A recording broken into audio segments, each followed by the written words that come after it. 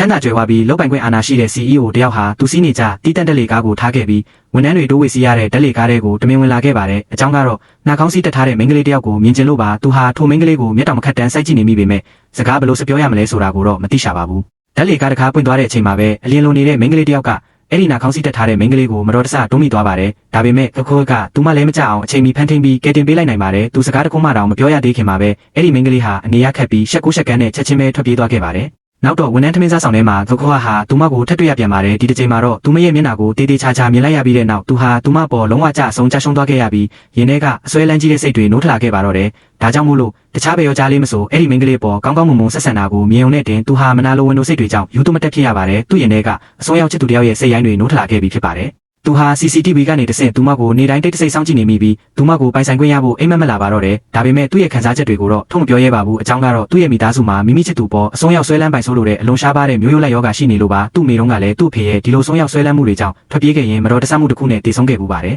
ဒီလိုအခြေအနေရှိပေမဲ့လည်းခခွားဟာမိန်းကလေးနဲ့ပိုနီးဆက်သွားဖို့သူ့ကိုယ်သူမတားဆီးနိုင်ခဲ့ပါဘူးဒါကြောင့်မို့လို့သူမကိုမျက်နှာလေးခဏလောက်မြင်ရဖို့အတွက်တင်သူ့ရုံးခန်းထဲကိုနေတိုင်းကော်ဖီလာပို့ရမယ်အလုပ်အသစ်တစ်ခုကိုတမင်တကာပေးလိုက်ပါတော့တယ်တရက်မှာတော့သူမရဲ့လုပ်ဖော်ကိုင်ဖက်ကသူမကိုတားဆီးပြီးတတိပေးပါတယ်လုံခွားကိုအဲ့ဒီလောက်ကြီးဆွဲဆောင်ဖို့မကြိုးစားပါနဲ့သူ့ရဲ့အစွန်းရောက်ပိုင်ဆိုးလို့စိတ်ကညီကိုအသက်ပါဆုံးရှုံးစေနိုင်တယ်တဲ့ဒါပေမဲ့အဲ့ဒီလုပ်ဖော်ကိုင်ဖက်မသိတာတခုကတော့အဲ့ဒီမိန်းကလေးဟာ CEO ကိုသူမပေါ်ပြန်လဲချစ်မြှော်စေဖို့ဆိုတဲ့ရည်ရွယ်ချက်အပြည့်နဲ့ဒီလောကထဲကိုတမင်တကာရောက်ရှိလာခဲ့တာပဲဖြစ်ပါတယ်အမှန်တော့အတိတ်ဘဝတုန်းကကိုဟာအဲ့ဒီလုပ်ဖော်ကိုင်ဖက်မိန်းကလေးကိုယူယူမူမူချစ်ခဲ့မိတာပါဒါကြောင့်မို့လို့လေသူမထွက်ပြေးလို့မရအောင်ပိတ်လောင်ထားခဲ့ဘူးပါတယ်ဒါတင်မကသေးပဲသူမရဲ့အမေကိုလည်းစေးကူတာပေးခဲ့ပြီးသူ့ရဲ့ပိုင်ဆိုင်မှုအားလုံးကိုပါသူမရဲ့နာမည်ပေါ်လွှဲပြောင်းပေးခဲ့ပါသေးတယ်ဒါတွေအားလုံးဟာသူမသူ့ကိုလက်ထပ်ဖို့သဘောတူလာနိုးနိုးနဲ့မျှော်လင့်ချက်တစ်ခုတည်းကြောင့်လုပ်ခဲ့တာပါဒါပေမဲ့အဲ့ဒီမိန်းကလေးကတော့လွတ်လပ်ခွင့်ရဖို့အတွက်ကောရဲ့ရန်သူနဲ့ပူးပေါင်းခဲ့ပါတယ်ဒါပေမဲ့ရန်သူကလည်းသူမကိုတစ္ဆာဖောက်ခဲ့ပါတယ်ကုမ္ပဏီရဲ့ရှိုးဝက်ချက်အားလုံးကိုသူမစီကနေနှိုက်ထုတ်ပြီးတဲ့နောက်ရန်သူဟာသူတို့နှစ်ယောက်စလုံးကိုတပ်ပစ်ခဲ့ပါတယ်ဒီလိုတရန်ဆဲဆဲအချိန်မှာတောင်ကောဟာထိုမိန်းကလေးကိုတကယ်စစ်မှန်စွာချစ်ခဲ့တဲ့အတွက်သူမပေါ်ဘာပြစ်မှမတင်ခဲ့ပါဘူးဒါကြောင့်မို့လို့ဘုရားသခင်က